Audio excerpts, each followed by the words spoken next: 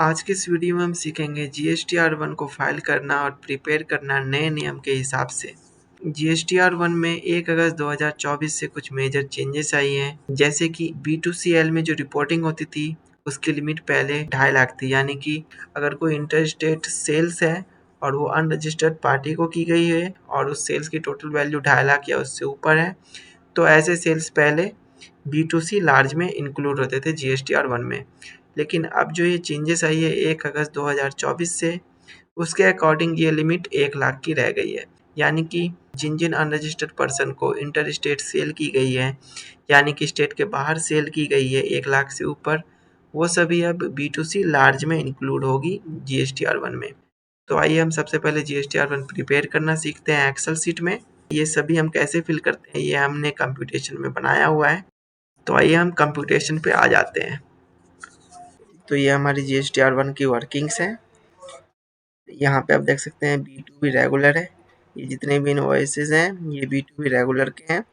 B2B sales में वो invoices include होती है जो सेल्स रजिस्टर्ड पर्सन्स को की जाती है, चाहे वो इंटर स्टेट हो चाहे इंट्रा स्टेट हो, जो भी सेल्स हो।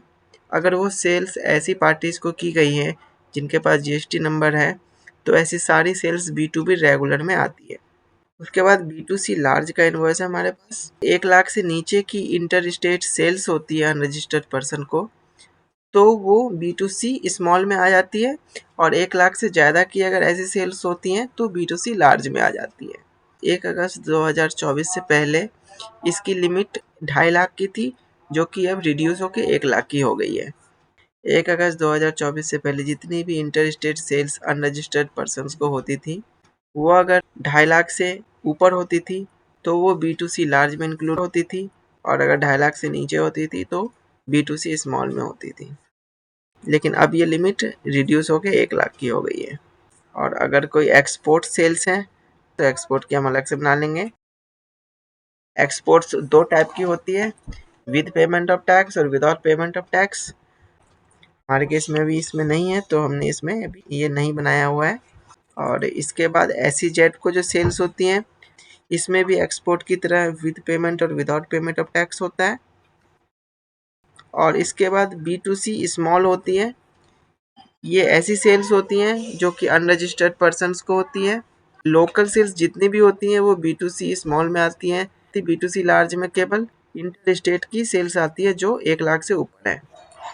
B2C स्मॉल में इसके अलावा जितनी भी सेल्स होती हैं अनरजिस्टर्ड पर्सन को, वो सभी सेल्स यहाँ पे आती हैं। उसके बाद अगर कोई रिलेटेड एग्जेम्प्टेड और नॉन GST आउटपुट सप्लाईज हैं तो उसकी डिटेल्स भी यहाँ पे आती हैं। ऐसे सेल्स जिसपे GST चार्ज नहीं हुआ है तो वो भी GSTR1 में इंक्लूड होती है। तो हमारे केस में अभी नहीं है तो हमने इसको नहीं भरा हुआ है यहाँ पे। उसके बाद डेबिट नोट और क्रेडिट नोट आता है। यहाँ पे मेनली CN की डिटेल आती है, यानी कि क्रेडिट नोट की डिटेल आती है। क्रेडिट नोट B2B इनवॉइसेस के अगेंस्ट रेज हुआ है तो यहाँ पे आएगा CDNR में। दूसरा CNDN है, CNDN अनरजिस्टर्ड। जितने भी क्रेडिट नोट्स हैं अगर वो अनरजिस्टर्ड पार्टी से बिलोंग करते हैं तो वो सारे क्रेडिट नोट्स यहाँ पे आ जाएंगे अनरजिस्टर्ड में। ये CDNR और CDNUR इसमें नेगेटिव फिगर्स भरते हैं क्योंकि ये टोटल वैल्यू से लेस हो जाती है, जैसे कि हमने इस शीट में भरा हुआ है। तो अगर क्रेडिट नोट है तो हम इसको इस तरीके से भरेंगे, माइनस में टैक्सेबल वैल्यू है और यहाँ पे CGST SGST जो भी है वो यहाँ पे हम भर देंगे। अगर IGST है तो IGST यहाँ पे भर देंगे। तो इस तरीके से हम GSTR1 की कंप्यूटेशन शीट को प्रिपेयर करते हैं GSTR1 फाइलिंग से पहले। और अब मैं आपको ले चलता हूँ GST की पोर्टल पे, जहाँ पे हम GSTR1 फाइल करेंगे। तो उसके लिए हम अपने ब्राउज़र में आ जाते हैं। GSTR पोर्टल पे लॉगिन करने के लिए हम गूगल में लिखेंगे GST और एंटर प्रेस कर देंगे। इस पे हमें लॉगिन पे आ जाना है। लॉगिन पे आ जाने के बाद यहाँ पे हमें यूज़र आईडी और पासवर्ड फिल करना होगा। तो हम यूज़र आईडी और पासवर्ड फिल कर लेते हैं और इसके बाद हम कैप्चा फिल कर लेंगे। और हम ये तीनों चीज़ फिल कर लेने के बाद लॉगिन पे क्लिक करेंगे। तो हमने GST के पोर्टल पे लॉगिन कर लिया है। और GSTR1 फाइल करने के लिए हम नीचे आ जाएंगे। यहाँ पे हमें रिटर्न डैशबोर्ड पे आ जाना है। हमें जिस भी मंथ का फाइल करना है वो हमें यहाँ पे सिलेक्ट कर लेना है। तो हमें क्वार्टर में चेंजेस करनी पड़ती है और पीरियड में चेंजेस करनी पड़ती है। यहाँ पे ये जनवरी ऑलरेडी आ रहा है तो हम ये जनवरी ही रखेंगे और हम सर्च कर देंगे प्लेस यहाँ पे। अब हम नीचे आ जाएंगे, यहाँ पे प्रिपेयर ऑनलाइन पे आ जाएंगे। प्रिपेयर ऑनलाइन पे आ जाने के बाद नीचे आ जाएंगे थोड़ा सा, ये आप देख सकते हैं GSTR1 है जिस यहाँ पे सारी डिटेल्स खुल चुकी हैं। यहाँ पे B2B इनवॉइसेस होती है, यहाँ पे B2C large export invoices fill होंगी, यहाँ पे B2C अदर्स इनवॉइसेस फिल होंगी और डेबिट क्रेडिट नोट यहाँ पे अगर रजिस्टर्ड पार्टी है debit note credit note issue करने वाली तो उसकी डिटेल हम यहाँ पे फिल करते हैं। अगर अनरजिस्टर्ड है तो उसकी डिटेल हम यहाँ पे फिल करते हैं। हमने जो GSTR1 बनाई हुई है ये वाली रिपोर्ट हमें B2B में फिल करनी होगी। B2B में यहाँ पे हमें फिल करनी होगी, यहाँ पे अंदर जाके ऐड रिकॉर्ड्स करना होगा। यहाँ से हम इनवॉइस डेट कर लेंगे सिलेक्ट और हम ओके कर देंगे तो वो इनवॉइस डेट यहाँ पे आ जाएगा। तो इस तरीके से हम यहाँ पे डिटेल्स को भर सकते हैं। इनवॉइस वैल्यू है, यहाँ पे टोटल इनवॉइस वैल्यू आ जाती है। मान लीजिए जो भी इनवॉइस नंबर है 1 2 3 इनवॉइस नंबर है,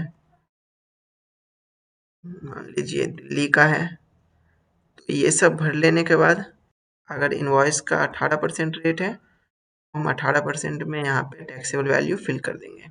मान लीजिए हम यहाँ पे GST नंबर डाल देते हैं, रिसिपिएंट GST नंबर, अपने आप ये नाम आ चुका है इसका, यहाँ पे हमने GST नंबर डाल दिया।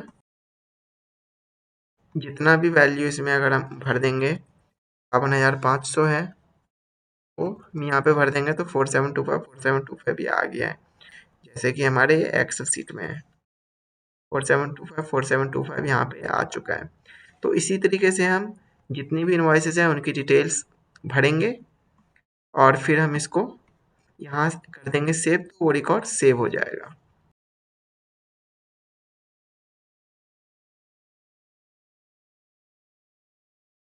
मैं अगर अपने एक्सेल पे आ जाता हूँ तो इसकी डिटेल हम उधर भर सकते हैं। Supplies made to SEZ unit की डिटेल हम वहाँ पे भर सकते हैं। GST के साथ भी इनवॉइसेस बनती है और GST के बिना भी इनवॉइसेस बनती हैं। तो अगर टैक्स लग रहा होगा तो हमें वहाँ पे टैक्स लगाना है, अगर टैक्स नहीं लग रहा होगा तो हमें वहाँ पे टैक्स नहीं लगाना है, केवल बेसिक वैल्यू हमें यहाँ पे फिल करनी है। मान लीजिए हमें B2C लार्ज इनवॉइसेस के डिटेल्स भरने हैं, यहाँ पे B2C लार्ज का डब्बा दिया हुआ है, यहाँ पे भी हमें जाना है, ऐड रिकॉर्ड्स में जाना है और उसी तरीके से हमें यहाँ पे डिटेल्स भर देनी है। Place of supply, invoice number, invoice date, invoice value है, ये टैक्स लगा के वैल्यू आती है और टैक्सेबल वैल्यू जो टैक्सेबल अमाउंट है यानी कि जो बेसिक अमाउंट होता है वो यहाँ पे आता है। 18% है तो हम 18% में उसको भर देंगे और सेव कर देंगे तो ये सेव हो जाएगा। मैं वापस आ जाता हूँ और डेबिट क्रेडिट नोट्स के लिए हम यहाँ पे भर देंगे। हमारे केस में भी है नहीं, अगर होता हम यहाँ पे जाते और ऐड रिकॉर्ड्स करके उसको भी हम भर देते। इस तरीके से हम GSTR1 फिल करते हैं और ये सब डिटेल्स फिल कर लेने के बाद जनरेट समरी पे जाते हैं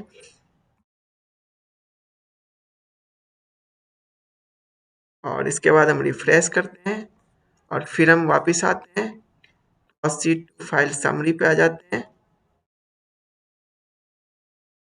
कॉस्ट शीट फाइल समरी पे हम आके हम ये सब देख सकते हैं। अभी हमने यहाँ पे कुछ भी नहीं बढ़ाया है तो ये 0 आ रहा है। जो हमने रिटर्न फाइल की हुई है मैं आपको वो दिखा दूंगा। अभी मैं आपको बताता हूँ कि किस तरीके से हम फाइल कर सकते हैं GSTR1 को। ये सारी डिटेल्स हमें चेक कर लेनी होगी हमारे एक्सेल से जो हमने बनाई है। अभी तो हमने कुछ भी नहीं भरा है तो इसलिए यहाँ पे सब 0 आ रहा है। जब हम सारी डिटेल्स को भर देंगे तो ये फाइल बटन इनेबल हो जाएगा, तो हम DHC या OTP से इसको हम फाइल कर सकते हैं। तो फाइल कर लेने के बाद GSTR1 कैसे दिखता है वो मैं आपको दिखाता हूँ। हम रिटर्न्स पे आ जाते हैं,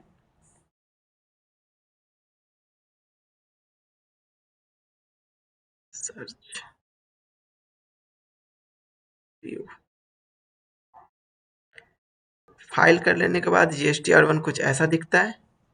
इसमें सब कुछ फिल है। B2B SEZ रिलेटेड इनवॉइसेस होती है यहाँ पे एक्सपोर्ट इनवॉइसेस होती हैं, इसमें भी विद पेमेंट और विदाउट पेमेंट होता है। B2C others HSN wise summary भी आपको भरनी होती है। तो इस तरीके से कुछ ऐसा देखने को मिलता है।